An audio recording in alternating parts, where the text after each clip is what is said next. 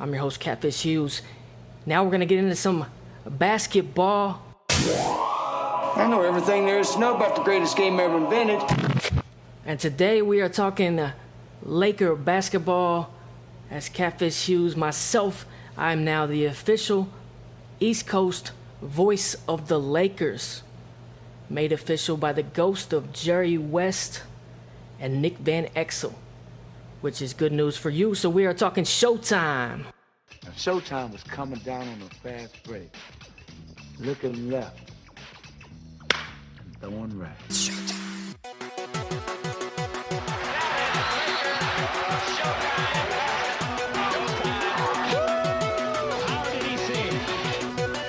Showtime, Laker basketball live from training camp. We're going to check in with Serena Winters. Serena Winters joining us now, Lakers Nation reporter. How are you doing today? I'm doing great. Thanks for having me on. Absolutely. Well, we're talking the Lakers today. A lot of stuff going on, a lot of changes going on here. Bringing in a new coach, Brian Scott, former Laker. How's he adjusting right now? I know they just opened up training camp, and what's going on with Coach Scott right now? Yeah, he's adjusting phenomenally. Kobe Bryant used the word fantastic on training camp to describe what it's like to have Byron Scott as head coach. I mean, I watched, yesterday's scrimmage and some of the practice the day before, and he looks like a natural out there. And Byron Scott said even after day one, everything just felt normal. So I think that he's adjusting phenomenally. He already has that respect from Kobe because he was Kobe's rookie mentor. And let me tell you, he is working these guys to the bone. I'm talking dripping sweat after practice, running suicides, which I haven't seen people do since I was in high school, having layup drills after scrimmages. And Kobe Bryant said that this was the most running he has ever done in NBA practice. So I think they're getting along great. Wow, the most running he's ever done. Okay, well, Jeremy Lin comes over from the Rockets. Going to be the point guard. How's he fitting in right now? I think he's fitting in great. I think the first sign was at Lakers Media Day when Jeremy Lin was talking to the media. He was asked about Steve Nash, and he said, yeah, Steve Nash actually helped me out with this YouTube video that I was filming. And that right there tells you that Jeremy Lin and Steve Nash are already forming a partnership. And I think that that's great for a point guard to be able to feel that comfortable and already learning from Steve Nash. We talked to Jeremy Lin after the 5-on-5 scrimmage yesterday, and he said the same thing that Kobe did, that, this was the hardest training camp that he's been a part of so far because of all of the conditioning and running. When they were doing the scrimmages yesterday, Jeremy Lin was part of the second unit. He looked great, and Byron Scott said after that practice that he was really, really impressed with him. He liked what he was seeing. He liked what he was able to do in the open floor and able to push the ball, and said that he's really been working hard on defense. So I think that Jeremy Lin is fitting in just fine. And that's good to hear. Now, speaking of Steve Nash there, I think he's 88 years old now. How is he going into this year? Obviously, you don't know if he's going to stay healthy, but how does he look right now, 2 days in? This 88-year-old actually looks pretty good. He participated in 90 minutes of the Lakers' first day of practice, and that's because along with Kobe and Nash, Byron and both of them are trying to figure out, just when they need to rest in order for their bodies to recover, and trying to figure out exactly what's best in terms of how much time they should be practicing. Steve Nash also participated in the 5-on-5 scrimmages yesterday that I was able to watch. He was on the floor with Kobe, obviously, in that first unit, and he looked really solid. He looked really smooth. He hit an 18-foot jumper where all the media kind of looked around and kind of had flashbacks of the old Nash.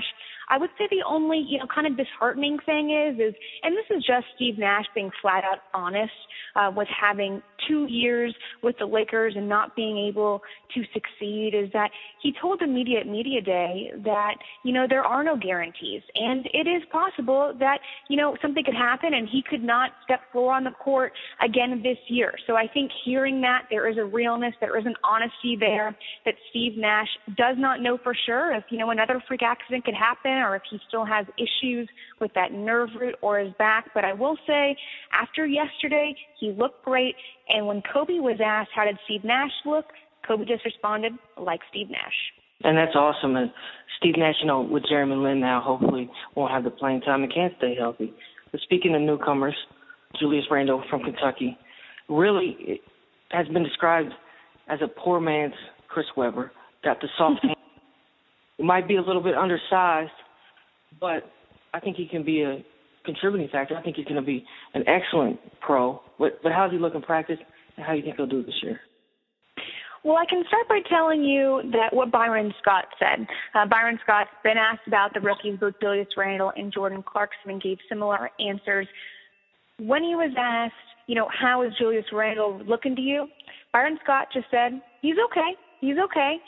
He's a rookie, 19 years old. He said that the game still seems a little too fast for him, and that's just he's gonna be able to pick that up with a lot of repetition, since he is just 19 years old and a rookie. So it seems like he's trying not to put any high expectations on him. As far as Julius Randle starting at some point this season, is it possible? Sure, it's possible, but if I had to say yes or no, I would probably lean more on the side of no, just because Byron Scott is the type of guy where any minutes that Julius Randle is going to get as a rookie, he is going to have to 100% earn, and he wants him to be ready when he is in that spot. But he did look good yesterday, just a little bit rusty. Like I said, he's only 19 years old, but I know from a lot of people, there's a lot of high expectations on him, and I think Byron Scott is really trying to tone those down. And that's probably good of Scott to do that with those expectations. And I think he could be a good talent this year. But the obvious question that I think everybody wants to know is Kobe Bean Bryant. How is he going to be this year? How does he look now? And obviously we can't predict the future, but what do you think? Kobe looks like Kobe, and at least he did in the scrimmages that we got to watch yesterday. And what he's telling us is every time, he was probably asked 15 times yesterday how he was feeling or what limitations he's had or if there's any more mental or physical checklists he needs to go through to be back to Kobe Bryant. And he just repeated himself over and over again as he rolled his eyes in typical Kobe fashion and said, guys, I'm fine, over and over and over again. He looked pretty good yesterday, hitting fadeaways, hitting those jumpers, step backs, those crossover moves, and he was playing defense yesterday. And to see Kobe play some good defense, that's always a positive thing. He is the guy after practice who says he feels great. And even after that scrimmage yesterday and a very, very difficult practice. Now, remember, I told you that Kobe's saying he's done the most running he's ever done in an NBA practice. And he's going into his 19th season, so that says a lot. He said after yesterday, he still had something left in the tank. Now, the Lakers had a second practice last night. Kobe said that he wasn't sure if he was going to go or not, that he felt like he could. But when we talked to Byron Scott afterwards and I asked Byron about it, Byron said no, Kobe's not going to go. Steve Nash isn't going to go just because Byron Scott does not want to risk it in training camp, which I think, obviously is pretty smart. But Kobe, like I said, he looked great. He looked great facilitating out there. A small anecdote I can give you is after that 5-on-5 scrimmage yesterday, the Lakers actually had to do 2-minute layup drills after the scrimmages. So this was to end practice, and the media is all watching these layup drills. I think the Lakers had to make 40 layups in the 2-minute drill. Well, at the end of the 2-minute drill, apparently they were short by 1. So Byron Scott says, get back on the line and to do it again. Well, you can hear Kobe yelling to the teammates across the court saying, down by 1? That's mathematically impossible. How can that be? And he's yelling at these guys, and that's exactly the Kobe, that we know and love. And, the Lakers got back on that line and did another 2-minute drill, and you can bet they sure finished off that one with 41 layups. Well, that is awesome. Now, Coach Scott running them a lot. That's, I think Kobe is the factor. He has to stay healthy. It's good to hear that he is staying healthy. Mike and Tony, as I call him because he left the D in Europe, I'm just so happy that he's gone and out of there, and I hope it's a good year. And this is Serena Winters, Lakers Nation reporter. It's at Serena Winters is your Twitter. Now, real quickly before I let you go, How do you think the Lakers are going to finish in the West this year? I think we're going to see them in either the 8 or 9 spot, really fighting for that last playoff spot in the West. That's what I think. I think it's going to be close, and it's going to come down to them fighting to get in, and they'll either probably finish somewhere around 8 or 9. Wow, that's disheartening as a Laker Nation guy, but they're building, and if Kobe can stay healthy, looking at the West, I think you're probably right. Serena Winters, thank you for joining us on Through the Wire. Absolutely. Lakers finishing 8th or 9th. You didn't see Jordan doing that when he was 36. He was going for his second three-peat. Kobe Bryant is just meeting Father Time as Floyd Mayweather is, and as Jordan did, and as Barkley did, and all players do. Father Time is undefeated. Now, new coach Brian Scott was asked how he felt Kobe would do as a coach since he is in the twilight of his career, 16-time All-Star. And Scott was quoted as saying, quote, "He's too tough. He would probably be a whole lot more demanding than Pat Riley, myself, and guys like that. It would be tough. Plus, he would expect guys to play like him, to have that type of passion that he has for the game, and to have the love for the game that he has, and to have that commitment." End quote. And I don't think that is a bad thing to have that passion. If that is what you do for a living, you play basketball, you should have that passion. If you're getting paid millions of dollars, or let's say you're a 12th man and you make the league minimum, which is over $1 million a year, you should have that same passion, I think. Now, Kobe might go a little bit overboard, but it's hard to say if he would be a good coach or not. Probably not, as he would probably want to take every shot. Now, Kobe does have this extreme drive that he is known for, and former Lakers coach Phil Jackson was asked about the Kobe drive, and this is what he said about it. Quote, "No one can approach that. I don't expect anybody to be able to model their behavior after that. Although Kobe modeled his behavior a lot about Michael Jordan, but he went beyond Michael in his attitude towards training. And I know Mike would probably question me saying that, but he did." End quote. So that's Phil Jackson saying Kobe was going even harder than MJ. And he was there. He saw it firsthand. Maybe that plays a part in why Kobe has been injured these last 2 years. Maybe he went too hard. Maybe he overdid it. And it's hard to say. He did come in the league at such a young age and has played basketball for so long. And we did talk about Steve Nash there. Steve Nash is done. He's 40. He couldn't go around my sister for a bucket right now. I don't know why he's still playing. He should have retired 2 years ago.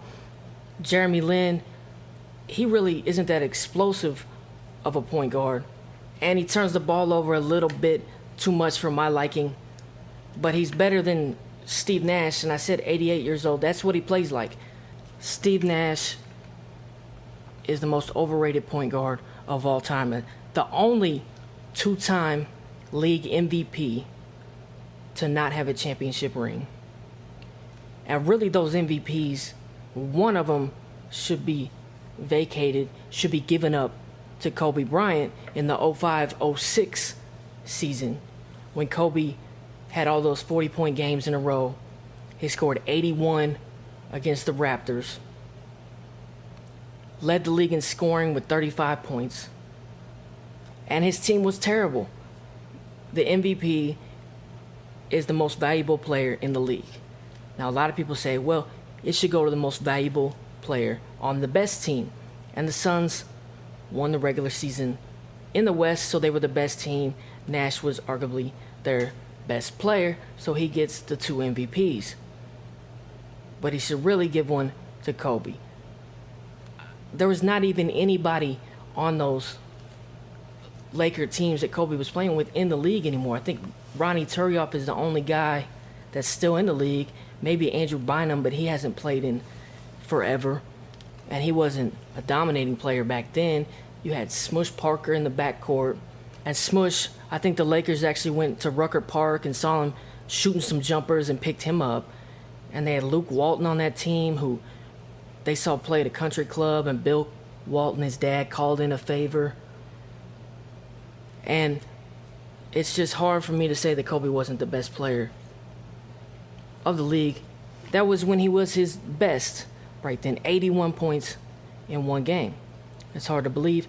And the Suns and Lakers did meet in the playoffs, and Kobe had some great game winners at home in overtime, game tires. But he did have that game 7 where his ego got in the way. Kobe's ego got in the way, which is something that I have talked about. And I think Kobe's ego has actually gotten in the way of him being a better player. I think he's the best scorer in a long, long time. And he does play defense, but his ego, Kobe's ego, is so giant, it just gets in the way. And I think if Kobe would have changed his game to be more of a pass-oriented player, not so much Magic Johnson, but a little bit, then I think he could be the greatest of all time. If he would have done that a little bit earlier in his career, right when he started to lose a step, he could still shoot. He's always going to be able to shoot. You can go see Kobe in 50 years in a nursing home, and he'll be able to do a fadeaway. But he's not a great passer. And I don't think he ever wanted to make his teammates better. He wanted to be the scorer, and he also wanted to be the hero at all times. And that's that ego, Kobe's ego, that just got in the way. I think the Lakers are undefeated when he has 14 assists, and they might be undefeated when he has 12 assists, but I'll have to look, which is just moving the ball, getting everybody involved, a la Showtime, Magic, Worthy, Kareem, and Byron Scott. So we're going to see what Coach Scott can do with the Lakers, and I'm not predicting them to do much. Serena said 8 or 9 seed. Well, if Kobe's healthy, then maybe they could get to 7, but the West is tough, and I don't know if Kobe will be able to do it alone. Well, he won't be able to do it alone. Nobody can do it alone. Julius Randle, great college player. Poor man's Chris Webber. Kind of reminds me of the big nasty Corliss Williamson, great college player, long pro career, but wasn't the type of player in the pros that he was in college because of his size. It's hard to say if Randle is a true 6'8", or he's 6'7", and in the NBA, 7 foot is what you need to be. But I think Randle can be good. Gonna have to focus on rebounding and things of that nature because he's a great scorer.